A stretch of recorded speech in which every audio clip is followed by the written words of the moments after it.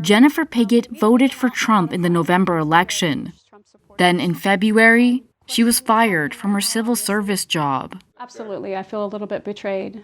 She was among more than 125 people dismissed last month from the Treasury Department's Bureau of Fiscal Service in Parkersburg, West Virginia. There's always that back and forth conversation now. It's like, you knew this was coming, but we didn't. Like, nobody that I've talked to understood the devastation that having this administration in office would do to our lives. No kings, no tyrants, no kings, no tyrants. The cuts have shaken up a community that overwhelmingly voted for Trump.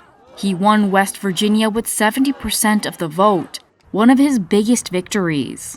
But the betrayal felt by Piggott, a church-going conservative and three-time Trump voter, comes as political analysts are examining early signs of a possible backlash in Republican strongholds like Parkersburg, where the government-slashing efforts of Trump and DOGE are beginning to hit home. Elon Musk has basically taken over our government and has calling the shots, unfortunately, it seems to be. A handful of Republican voters who lost their federal jobs joined Democrats at a recent anti-DOGE protest near the Bureau of Fiscal Service offices in Parkersburg. But the federal job losses in the state could soon extend beyond the BFS building, says West Virginia University economics professor John Deskins. West Virginia is at the very top of the states in terms of the federal workforce as a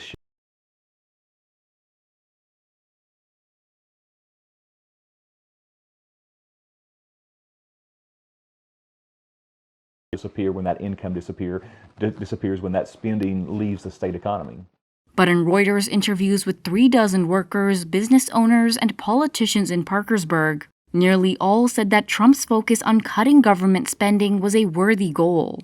And Reuters Ipsos polling shows Americans' attitude toward Trump are so far essentially unchanged since he began firing federal workers in February. As of this week, his approval rating was holding steady at 44%. Cutting costs and waste and fraud and. We love that big picture. I love that big picture. My friends, we were excited about that because it is true.